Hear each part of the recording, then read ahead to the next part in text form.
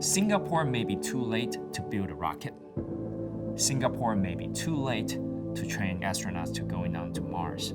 But Singapore will not be too late to create a space food program for all the future space exploration projects. Quite frankly, technologies are already there. All you need is just for a group of people to put it together.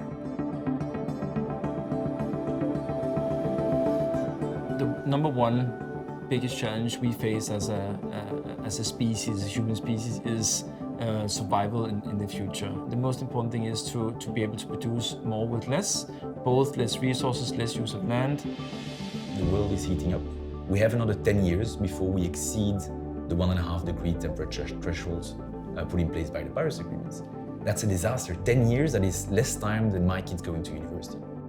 Climate change is a mega problem that needs to be solved by each and every one of us. We need to understand how technology, wearables, smartphones, etc., are making a difference in the way in which we consider our health, particularly as costs of healthcare are growing. We need to be much more in control of our own health. So sustainability and health is very important for this world because we're running out of space. There are a lot more places that previously was very arable land or space, now becoming unarable. If you don't do things sustainably, we will run into a big crisis. And while doing things in a sustainable ways, health is definitely something we have to pay attention to. Because without health, you're creating more problem with the foods you make. In some ways, medicine without science is really no better than witchcraft. And medicine can only advance with improvements in science and technology. Science is all about collaboration. For instance, in Singapore, we've been able to partner with another biotech company and develop a vaccine for COVID-19 relatively quickly. Usually in the past, getting to the point where you go into human trials is about 3 to 5 years. Now everything is happening in the scale of 9 months. All this is only possible with technology. It is probably our century's biggest economic opportunity. There is going to happen a shift from fossil-based technologies that exist today towards renewable technologies over the next 20 to 30 years, and this is going to represent trillions of dollars worth of value shifts.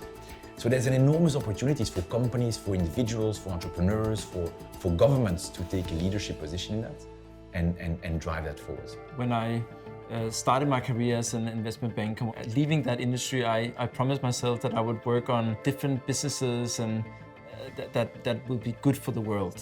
The biggest problem our company is solving is producing a healthy, sustainable fish that's produced in the oceans, which is the world's largest sort of untapped resource, not only providing food security for Singapore, but also being one of the leading companies to be the most sophisticated aquaculture company for Barramundi. I think Singapore government by far is the best and the most visionary when it comes to innovation.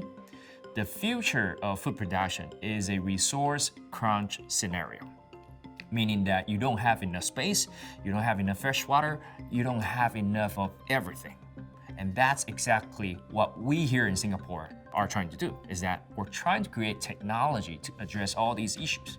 If you look at Asia Pacific, Singapore ranks number 3, or is the 3rd largest ecosystem for digital health startups. It's a gateway to Southeast Asia, and it's a trusted gateway, which means you get a lot of non-Singaporean-born ventures coming into Singapore to establish themselves and springboard into other markets like Indonesia, Thailand, Malaysia, etc. Singapore is relatively new to the game. Our real strength is in discovery, but not so much in the process and the eventual manufacturing and all that. But really, there's a whole lot of added value when academia partners with industry.